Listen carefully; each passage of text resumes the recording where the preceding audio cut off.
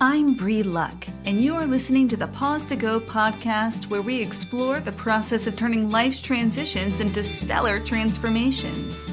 You can expect interviews with experts, straight talk with remarkable humans, and conversations about making the most of every phase of life. Because when we approach life's stickiest spots with curiosity, support, and a little bit of inspiration, anything is possible. So whether you're on your way to work or settling in with your favorite beverage, together we can pause to go.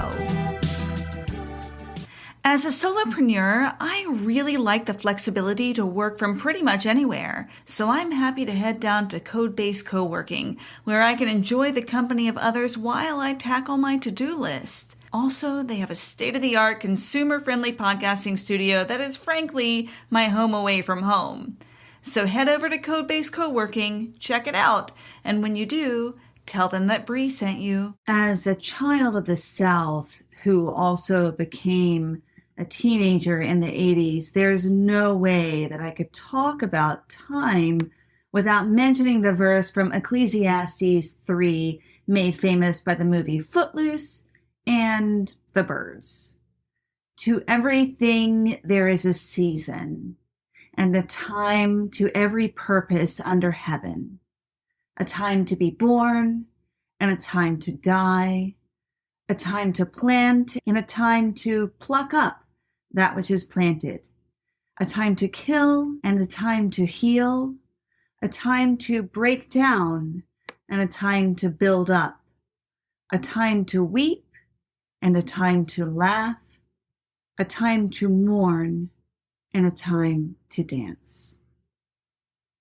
When I planned this interview with my friend Zach McConnell, I simply wanted to explore the concept of a time to dance. Zach McConnell is a dancer and a choreographer, as well as a visual artist, director, teacher, performer, environmental activist, and filmmaker. I've known Zach for years, and I simply love the way her brain wraps around big concepts like time and love. Having a conversation with her about a time to dance was a real treat, not only because of her expansive view on dance and movement, but also because of her whole take on art activism and community engagement. What I didn't expect was that soon after our conversation, and before I had a chance to edit this episode, my dear grandmother, Mimi, if you've listened to this podcast for any length of time, you know who she is. And if you haven't, I encourage you to go back to listen to Season 3, Episode 10, which is my interview with her. Anyway, my 98-year-old Mimi found out that she had stage 4 lung cancer.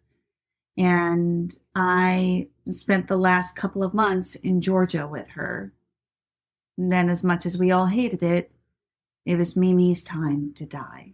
And so now, as I prepare this episode on a time to dance, I share it from the vantage point of my time to mourn. A time to mourn and a time to dance. Both are important. Each has value. And though we may live in a culture that wants us to gloss over both and dive headlong into productivity, I needed to take time to mourn. And now I'm taking a little more time to regroup. This season on time has been wonderful, and I've cherished exploring the topic with you and with brilliant and thoughtful guests. But this season is changing, and I'm going to pause the Pause to Go podcast and take a little time to plant the seeds for the next season. And I'll return with more information about that in due time. For now, though, if you'd like to get the occasional updates and musings, you can find me on Instagram at The Lovely Unbecoming. If you want to work with me as a coach, I have 2 more individual client openings that will begin in May, so I'm interviewing for that now.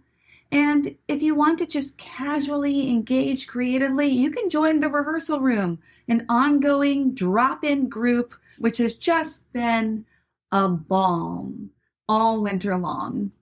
Or you can drop me a line to let me know what you're up to. I would really love to hear from you. But for now, let's take a little time to dance with the marvelous and talented Zach McConnell. And there's my alarm. We're on time. Oh my God. Let me make sure I turn all the alarms off. Okay. That's how I manage my time, through alarms often. I do too. It's a good strategy. As long as they don't create like some sort of physical anxiety in your nervous system. Zach, do you have different sounds for different types of alarms? Some are the sounds that are like, get your butt in gear. And some of the sounds like, hey, this is a gentle reminder. I wish that I was that tech savvy. I could do it. I think that I just have such a limit tolerance for technology, even though I use it often, that I just pick the most soft, hey, you need to do a thing, but let's not stab you in the eye with the sound quality to get you in gear. So it's just the one sound. I gotcha. I should think about it. I don't know. I'm secretly a Luddite at heart, but I'm definitely making workarounds happen and diving into the technology world. I mean, I want to be here present in 2023. Well, whatever ritualizes the coming to the present moment is super useful, which brings us to our topic today, which is really looking at dance, looking at the relationship of time to dance and of dance to time. Just a simple little exploration. Nothing lofty about that at all. No, I mean, I do think that I have manifested the ability to tell time within my body in a way that a lot of dancers have, especially because a lot of the work that I did early on when I first discovered dance in my 20s with the Zen Monkey Project based in Charlottesville, we would just spend hours and hours doing improvisational scores, but we would put timers on it. And so you could really allow yourself to go into an untethered space, as in I'm untethered perhaps to gravity, perhaps to the room that I'm in, definitely to time. Usually there was a witness holding time, so you could just let that go and fully experience whatever investigation we were pursuing. But you do that enough and pretty much, yeah, after 3 minutes, I know what 3 minutes feels like. I know what a minute feels like. I know what 10 minutes feels like. But I do feel like that kind of investigation is something that pursues everything that I'm looking at in the world, as in I have a lens that experience the world through, and it's usually through dance. So it could be time, it could be space, it could be embodiment. It could be the shape of the trees and the foreground and the background. And I know that's like visual arts, but it's also dance. And I'm also an interdisciplinary artist. But the first thing that actually comes to my mind is choreography and dance. Even just putting up a sound score so I can make sure that I get to my interview with Bree like on time, to me is a mini choreography with the alarms. That's my sound score. That's my dance. I love that. So let's come back then and go back to the basics with this, which is as an interdisciplinary artist and complex and wonderful human being, what is your definition of dance? Oh my gosh. Always so complicated, right? What is art or what is love? I do think that I have a very broad concept of dance that maybe wouldn't align with all dancers in the world. I've definitely allowed it to be infiltrated by my deep love for science fiction. And so in a lot of ways, I feel like dance is movement. So that could be grasses moving by the wind. That could be the blood inside your body moving through your veins. That could be the visceral feeling that you get when you read a really great passage in a book. It also could be an incredible ballet. It's not like I reject some of the more classic forms of dance. There's just so many different ways that people express through their bodies, and some have been formalized and some are ritual and some are culture. It's definitely a frontier, although is that word problematic? I think it is.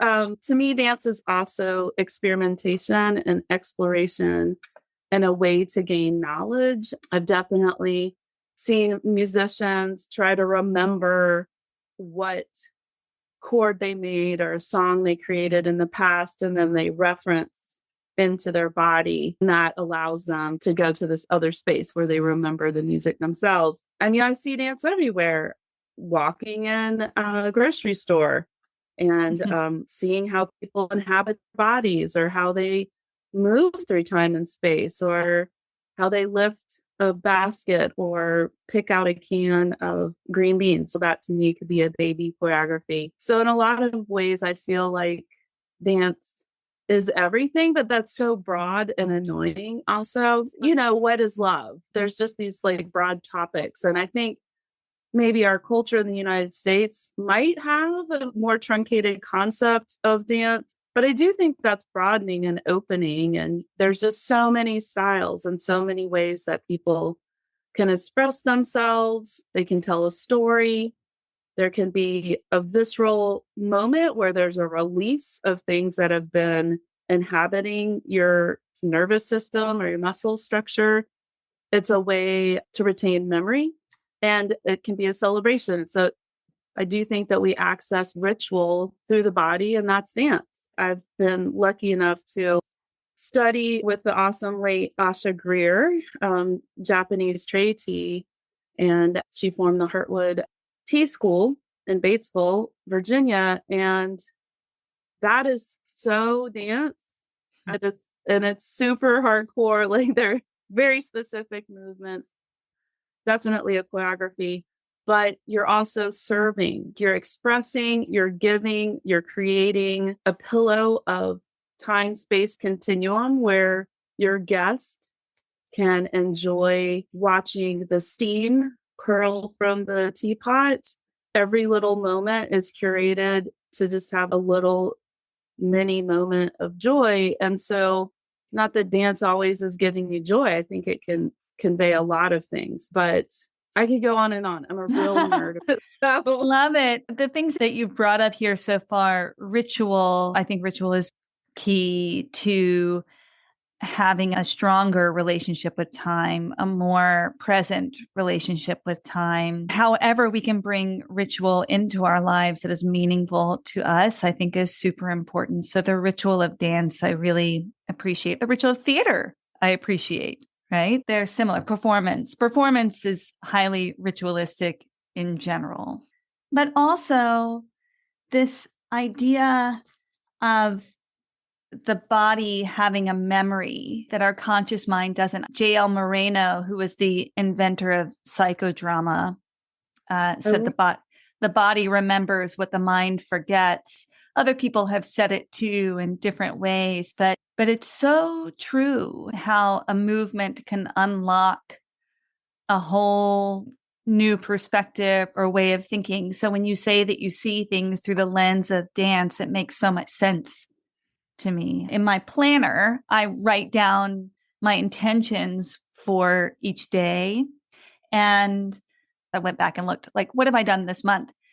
And every single day I wrote movement as one of the intentions for the day. And of course, it doesn't just mean exercise. It means to be present with movement. And that really seems to be what so much of your work is about. Can I bring you back? I'm really curious because you mentioned your love for science fiction. Oh, yeah. I was lucky in that I've grown up reading science fiction. When I was a child, my dad got Analog, which was like I don't know if it was a monthly little magazine with science fiction books. And I grew up reading all the time. And who knows if I would have done it nowadays because we have all the devices. But back then, that was either I'm going to be outside climbing a tree or reading or both. And I just fell in love with science fiction. And weirdly, as someone who's highly suspicious of technology and more rooted in the earth and protecting the earth, I give my little side eye of, okay, where did that come from? What resources are we depleting? How are we removing ourselves from breathing the air and having our feet on the ground and realizing other creatures are here with us and we affect them? But science fiction really has helped me in all of the rapid transformation that has been happening in our world. Sometimes friends of mine who I think of as more technically inclined are shocked by certain things. I'm like, oh, William Gibson covered that 20 years ago and blah, blah, blah. Or I definitely have spent a lot of time more in cyberpunk science fiction. I mean, there's so many, you could really nerd out, but I just organically find my way and friends recommend certain books or I'll follow things or I'll go back in time and, oh, let's try out Ursula Le Guin or Octavia Butler. Yeah, I usually have a science fiction book that I'm reading or I'll refer back to one or fantasy. Sometimes they blend. Do you think that influences your movement in any way? Oh, sure. And in a certain sense, science fiction is a gateway to graphic novels. And one of the more intense pieces I did at the beginning of my dance making, Three of Swords, like we embodied characters from the Immortals that Neil Gaiman had created. And we have destruction and desire and destiny and delirium. And then the costuming and then the way that they inhabited their bodies were created from spores, investigating some of that background work. Like everyone looked up their characters and got the graphic novels, but you could do your own research. And honestly, I research and nerd out all the time. I'm usually just like tracking things, and that finds its way into movement exploration. But I do it in a tricky way. I realized because I came from theater and switched to dance. I rejected theater, great parts of it, and I'm definitely theatrical, but I guess I rejected words and moved into dance and movement very late in life, according to the classical ideal of what a dancer does, and pushed against that my whole life. But in that exploration, I felt like I gave myself a lot of permission to work with dancers with theatrical components. But often, if you said something really frontal lobe, then a dancer potentially would show you and not be it, not do it. So I had to find these workarounds, which started forming my style of directing or creating work, co-creating, because I really do co-create with any movers or dancers that I am lucky enough to do projects with. We're in it together, and I definitely resist calling myself the choreographer since they're creating their own movement in their body. And it's just another form of dance. But yeah, all of that sifts in either the process of getting to movement or the concepts behind the process to get to movement or the actual movement itself. Years ago, I was at the pool with my daughter, and I ended up having this little boy who was maybe, I don't know, 11 years old, who sat next to me and struck up a conversation. And he was reading a science fiction novel, and he was very excited to tell me all about it. And I asked him what he liked about it, and he said, I like the rules, and I like it when they break the rules. And him saying that has stuck with me for all of these years. So that's probably been about 18 years now. I think about that. And that also makes me think about dance, because I grew up studying ballet, and I danced through high school and into college, ballet and modern. And my dance life was really bound by a lot of rules. Can you talk a little bit about rules and breaking rules? I get in trouble with a lot of my artist friends because we might all have very different, strong opinions about this.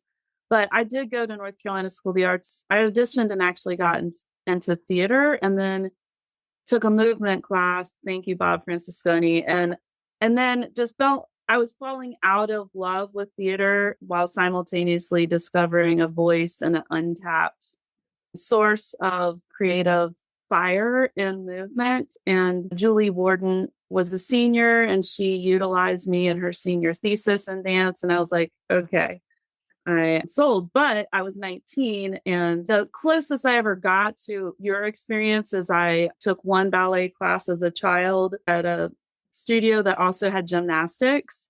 And after one ballet class, I'm like, this sucks. And it hurts my body, and people are mean. And what are they doing over there tumbling on the mats? And so I switched to gymnastics and then eventually left because they wanted me to look like Nadia Comaneci and not eat. And my mom was like, oh, hell no. So thank you, Mom. But hooray for moms who get it. Yeah. Yeah.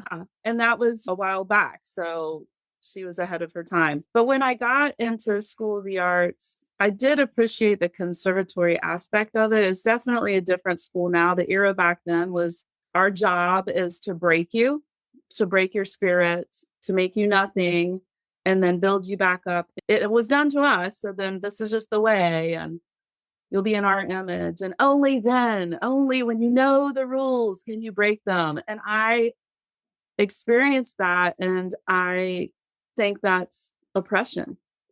I think that's colonization. I reject it utterly. For me, if someone else wants to follow that, great. It's a black and white kind of binary construct. Like, hi, you must know the rules before you can break them. Well, there's all this in between space. And there's just so many people that if you knew the rules, you're already potentially constrained by them without even knowing. Like, it's in your body, it's in the way that you approach the work. And potentially, if you don't know the rules, you don't know to put white paint on a canvas before you put a bright pastel color, and you want a bright pastel color. Yeah, you're not going to get what you want, but you might get this other thing that's extraordinary. And so that's where I think some of my resistance, at least personally, goes with what if you venture out into a field that you're interested in, but you have the curiosity of someone who hasn't already decided what they're supposed to know. And so much can be discovered. That way of thinking is all in the tech world. That's applauded beyond reason. And all these people are making these huge leaps and making all this money and thinking outside the box. So then why is there this old-fashioned resistance to that and to some of the classical art forms? And some of it is based on trying to continue to find our way to support and funding. And so there's this kind of snobbery that might, like a hierarchy that might, it's all very complicated. And that could be like a 2-hour conversation. But I definitely feel like it's a personal choice. And for me, a lot of times I might learn a rule, but I might just decide to make a dance for a film feature length and never have done anything like that before and just do it and bring along some people who made film before and a group of the main collaborators and just go for it. And maybe I might find a unique way that works specifically for me. Maybe I'll just naturally start doing things that other filmmakers do because the way that it works sorts itself out in a particular way. Maybe I'll fail horribly and waste tons of time. But yeah, that's my take on it. And it's a work in progress. I'm always also eyeballing with the suspicious eye my own very strong opinions. I'm like, how about now? Or does that still work for you? Are you static in your growth because you made this decision in your 20s and you're going to stick by it, even though new information is coming on? But so far with breaking the rules, you got to know them. I say no. I think it can be really challenging for those of us who are people pleasers or have really embraced the role of the good girl or the good student or the good whatever. You follow the rules because then you're rewarded for the rules. And sometimes, certainly in my work, definitely in my life, there's been a process of unbecoming. My company is called the Lovely Unbecoming. So where can we have greater awareness of our full self in a society that has expectations that we take on, right? So how do we navigate that in a fully embodied way? And what you've just said made me think that one of the things we can do is when we hit up against something that could be a tool, could be a rule, could be an expectation, that we can look at it and really take a moment to say, is this potential gatekeeping? Is this this designed to keep some people, maybe me, maybe somebody else out? Is this a gatekeeping device of some sort? Or is this a permeable boundary that I can play with? Because gatekeeping, I have no use for. I want to be as aware of that as I can be, right? But a permeable boundary, that's a tool to bounce off of, to play with, to explore, to get curious around. Maybe we can get curious around both. But anyway. I think you can get curious around both, because I think that if I'm drawing on a piece of paper and my drawing wants to be bigger than that piece of paper, like there's no more paper. So there's a rule, like depends on how you frame it. So my drawing can only be as large within that boundary. That's a hard boundary, that piece of paper. But maybe then I glue it to another piece of paper. So it's just, and then with dance, there's certain things like it's pretty good to warm up your body before you start exerting it. Although there's some people who resist that, especially in martial arts. So there's just that. I think that to circle back and finish a point, maybe a less dangling, with being at School of the Arts, I was lucky enough that weirdly some professors let me into the dance program, even though I hadn't auditioned and I had never taken a formal dance class. And I was behind. I was with people who had danced like you had their whole life. I didn't even know about how to go across the floor. And I was in this conservatory, and luckily my classmates helped me and didn't trample me to death. But the amount of every morning, like, wow, is this really what you're going to do? Go and be foolish in this class, look like the fool, have no clue what's happening just because you love moving and you're interested in this form. Layer after layer of ego just had to be peeled off, and you just had to be curious and go for it. And I also knew I would never be a ballerina. Do you know what I mean? I didn't have that drive. I had already rejected it early in life. So already those constructions of how to approach succeeding in dance weren't there. And it allowed me to be curious in a way that I think would be harder for someone who had been trained their whole life, like the amount of training that you have to unlayer to then get to a more authentic self. But ultimately, there's no right and wrong. That's just my journey. You've had your journey. But I do like the fact that dance is becoming available to all different kinds of dance and movement and people and bodies and ages, in a way that in the 80s and 90s, there was a real concept of like, oh, you're either this or you suck and don't even try. And so in that way, dance has been horribly disfiguring to people's bodies, their psyches, their minds. There's a spectrum in there. So I'm guessing that you would say that it's never too late to learn to dance. No, one of my favorite top 15 performances is seeing Merce Cunningham, who I don't even know how old he was, but he was up there and he walked on stage and did 3 movements. This is one of my favorite things to say, he could have picked up a paper bag and crumbled it and we would have been riveted. It was astonishing. And that really changed me. That and seeing Sufi dancers early in my exploration of that world really changed me, where I did have the teachers who were like, you have to retire at 35. Beautiful dancers, could outdance every single one of us in class, choreographed incredible pieces, but they had bought hook, line, and sinker that whole bullshit. And so when I would say, hey, are you going to perform. Oh no, I don't perform anymore. And I was like, but why? I see you in class every day. You're gorgeous. And so again, like some of that is also wrapped around now it's more gender fluid, but back then it's really was oriented around women's bodies because you could be a man and walk into dance and you are a rock star.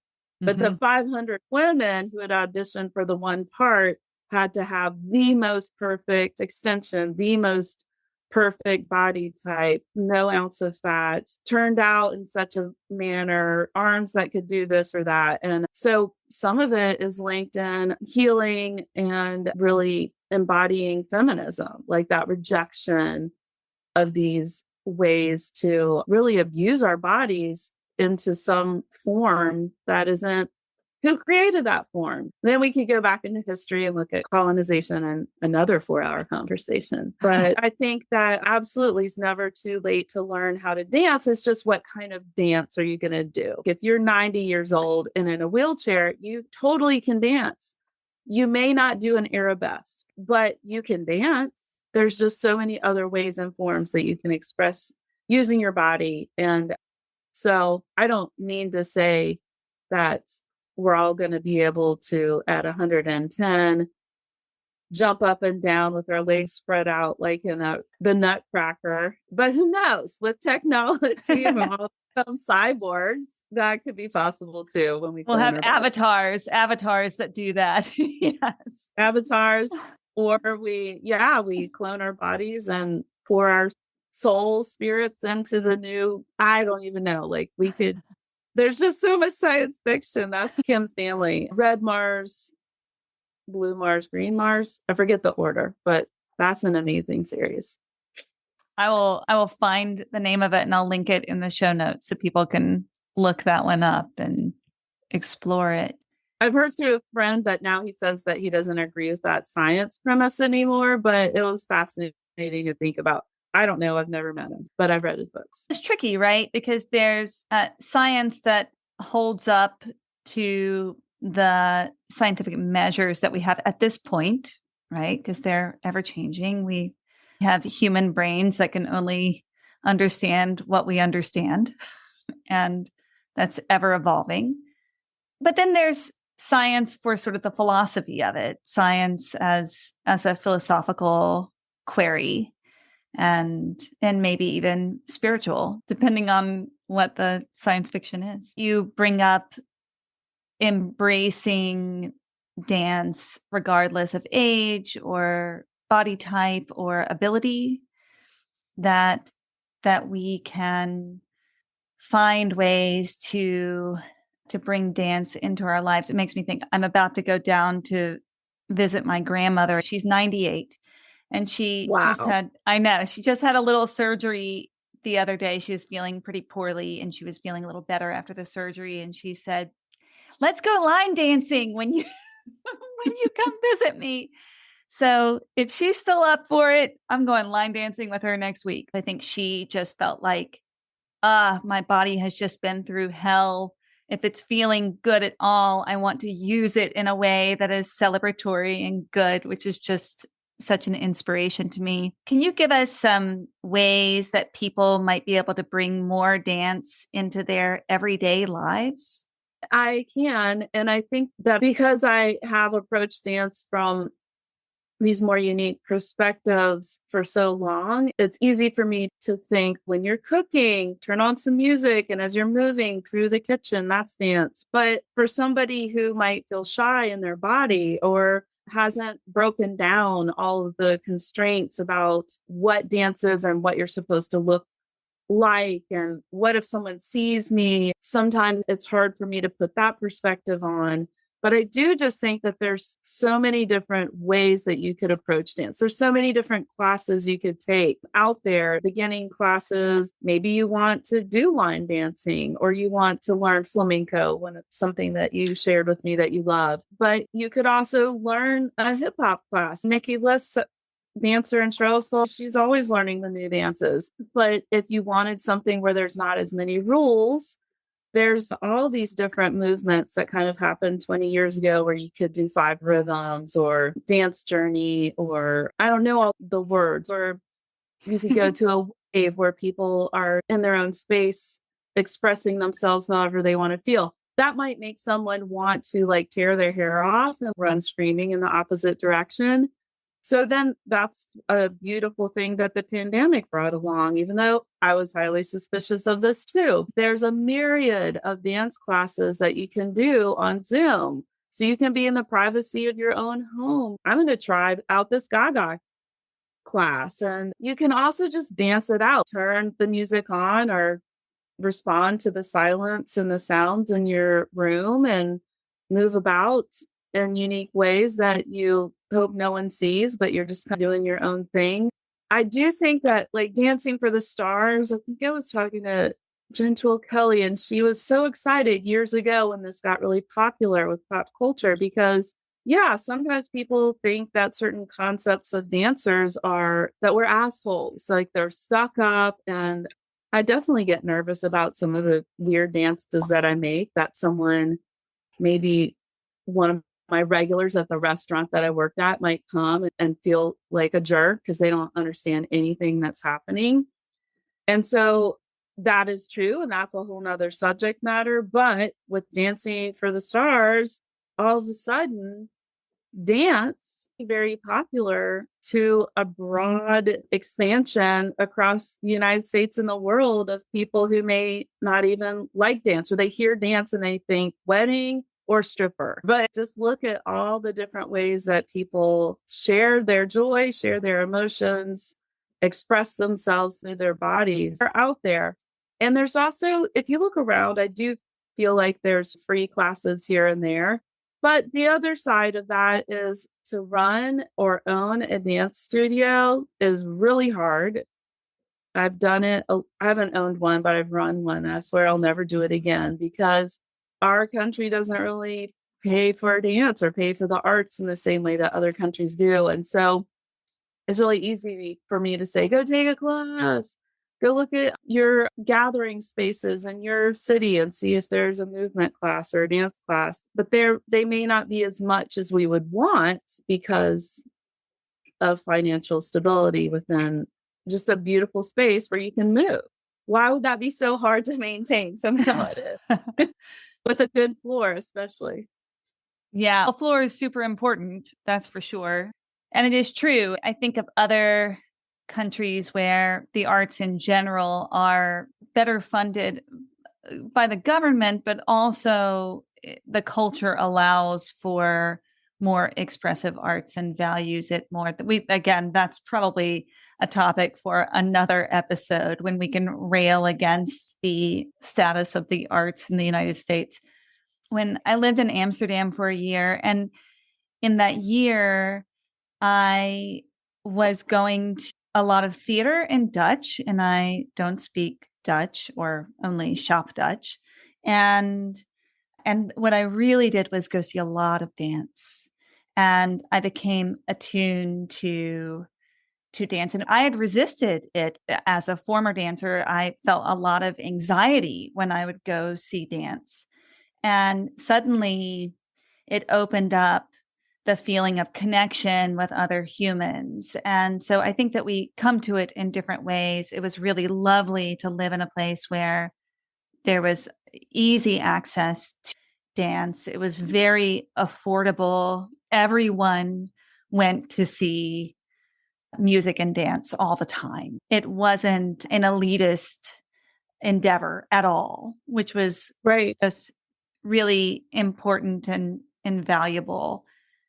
You brought this up before, and it just made me think about how bearing witness to the choreography of nature or the natural choreography of humans too. You mentioned like watching someone walk in a grocery store, even just taking a moment to be present as a witness and to look at how are people moving through a space. An airport is a great way to do that. The choreography. And bearing witness to that choreography, you are becoming part of the dance as the witness to the dance. So even if you're not taking a class, just bearing witness to the movement of people or birds flying or leaves falling down from trees or flowers growing. Who knows?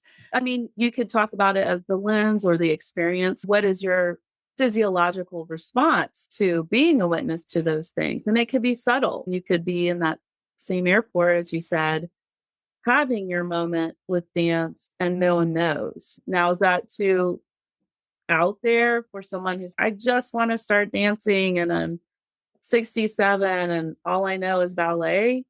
Maybe, or not, like what is your elbow doing? Do you feel tension in your shoulders? Like, where is there movement in your ankles? If you're standing in a long line, is there a unique way to continue to support your body, but find different muscle groups? That's dance. So I do wish, and yeah, when we solve that problem in the future, the support for the arts in the United States, I do wish that there was more of that kind of experience that you had in Amsterdam in the United States, where just anybody could afford to go. And usually that means that the dancers are being supported by the community or by the government, so they have a living wage. Because I can't tell you how many people are like, oh, when are you doing your next big epic dance piece?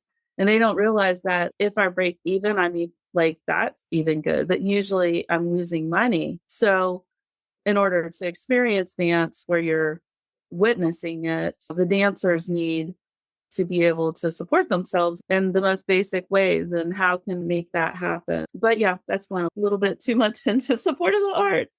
I don't know. Maybe it's not. Maybe that's where this needs to go. The reason that we started this conversation was really because I was looking at uses of time and I came upon the Ecclesiastes. There is a time for everything and a season for every activity under the heavens, also known as turn, turn, turn by the birds, and a time to dance, whether you are a Christian or not. It is in the Bible, right? There's a time to dance. It is important to do. And yet we have a culture that's not supporting that. It doesn't make any sense. Yeah. I do think that all cultures, if you like went back in time, dance was just a normal part of life. Everyone danced. There was drums, there was music. That was the way that people got together. Jazz, fast forward, and before there was TVs or movies or anything like that, how did people gather in communities? They would come and do dances together. How did they meet each other? So it might be social dance. There might be ritual. That's movement. Maybe it's also all of these dance forms that were created so people could secretly train martial arts so they could resist oppression. And I think of dance as activism too. And that's a whole line of nerdiness that I'll be willing to go to at any time. But dance, there's just a lot of ways where dance can make this transformation in society. And I think something about, if you looked at different indigenous cultures, even in the United States, dance is always there. It's not separate.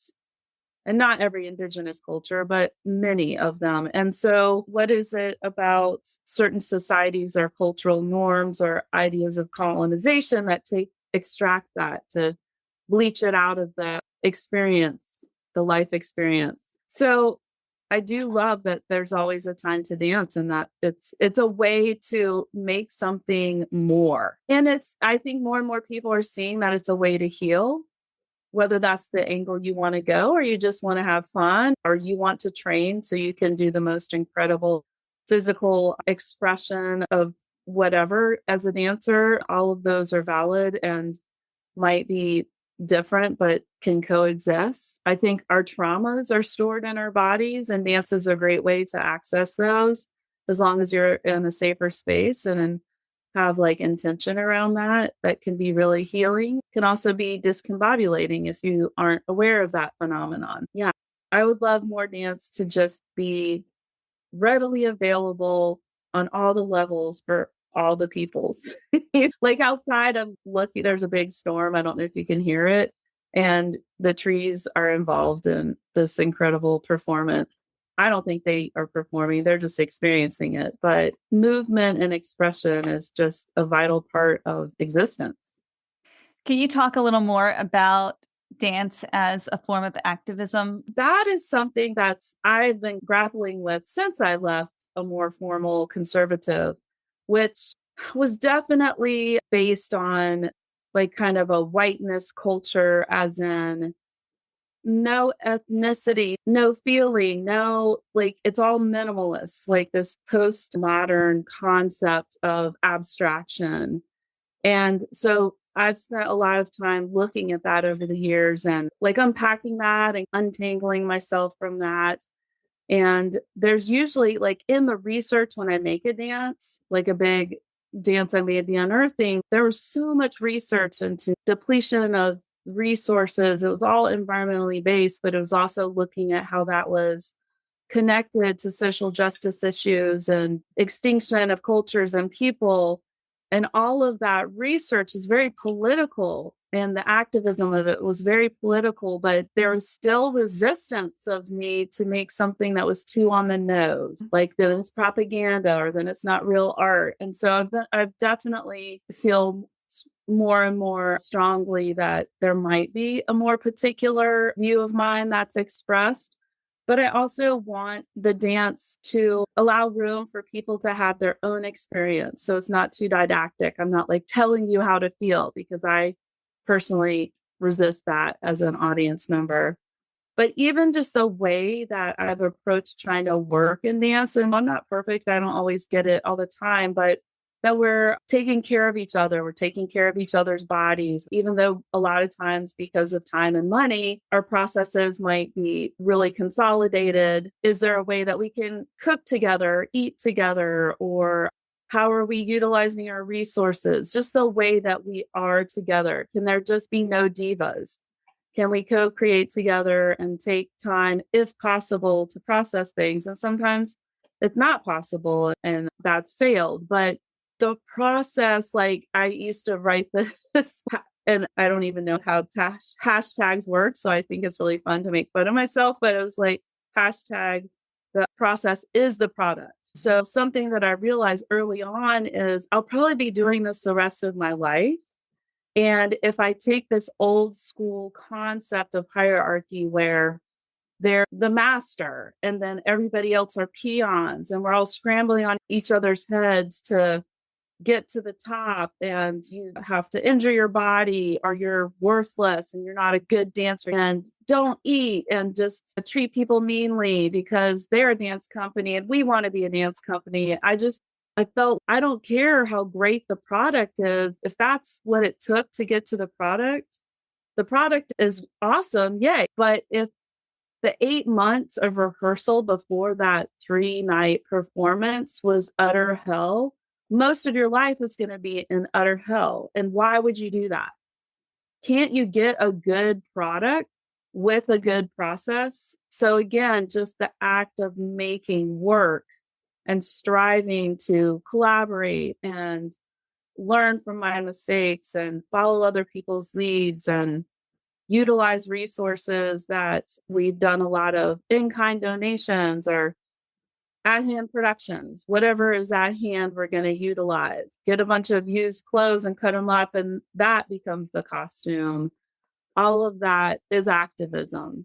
But there are just ways that think of how dance in the 90s really started the trend for people to start accepting in the general culture that there are fluid folks out there who have fluid gender roles or sexuality roles. And we would not be where we are today if there wasn't a movement of a dance world, voguing, Madonna, just that gave people permission to switch their brains of that other is a danger to me. Suddenly that other was glamorous and you wanted to be that other. And boom. I'm not saying that's the only thing that has moved us to start accepting people other than ourselves, but it was a part of it. I ended up writing a whole research paper about this subject, so I'll pause now, but I just do think that dance can be literal in the streets activism, but just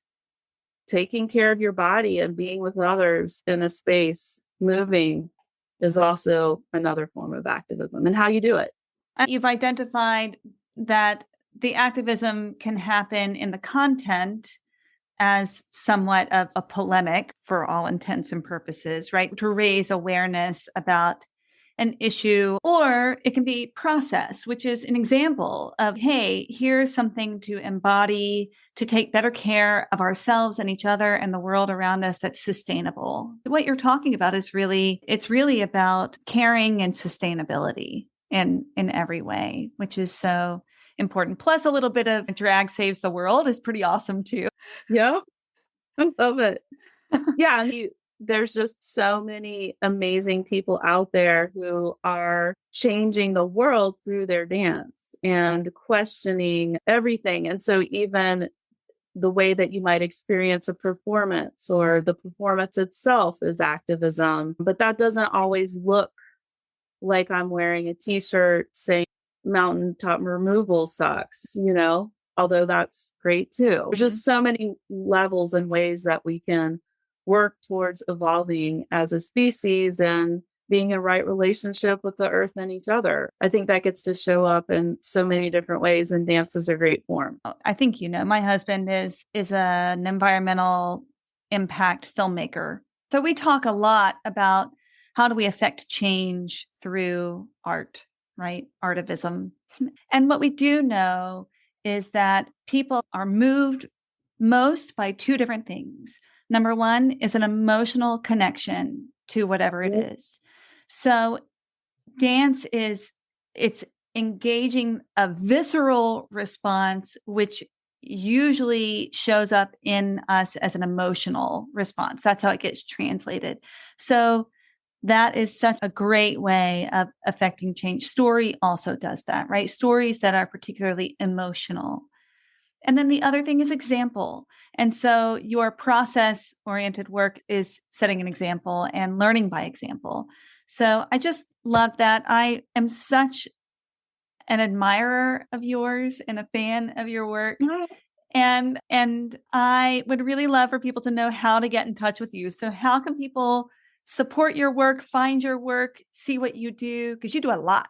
I do a lot, and I feel very lucky and fortunate. I'm always hustling because of the subjects we lightly touched on before with the supports, but I do actually have a Patreon that I started in the pandemic, and it's just Zap McConnell. And even if I had tripled the amount of supporters, that coming in helps me just feed myself so I can do a lot of this work, because a lot of it is speculative. A lot of the way that I pour myself into all my different projects, I'm just doing it and no one's paying me. And before I used to work in all the different restaurants, and the pandemic kind of changed that. Patreon, I have little artist check-in videos that I do once a month. So that's a great way.